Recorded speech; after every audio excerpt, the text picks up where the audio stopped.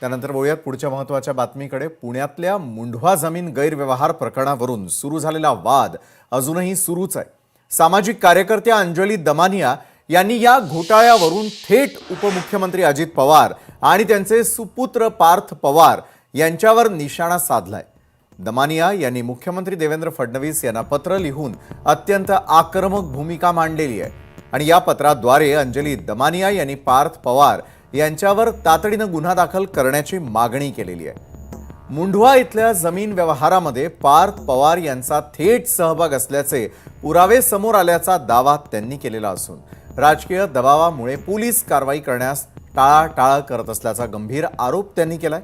एवढंच नव्हे तर जोपर्यंत या प्रकरणाची निष्पक्ष चौकशी होत नाही तोपर्यंत उपमुख्यमंत्री अजित पवार यांचा राजीनामा घ्यावा अशी देखील आग्रही मागणी त्यांनी या पत्रातून केलेली आहे। अजित पवारांच्या पीए आणि काही ओएसडींचा देखील या व्यवहारामध्ये संबंध असल्याचं व्हॉट्सॲप चॅट दमानिया यांनी माध्यमांसमोर आणलं। जर या प्रकरणी योग्य कारवाई झाली नाही तर आपण कायदेशीर मार्गांचा अवलंब करू असा इशाराही दमानिया यांनी दिलेला आहे। आता या संपूर्ण प्रकरणावरती सरकार आणि संबंधित नेते काय प्रतिक्रिया देतात याकडे संपूर्ण राज्याचं लक्ष लागून आहे।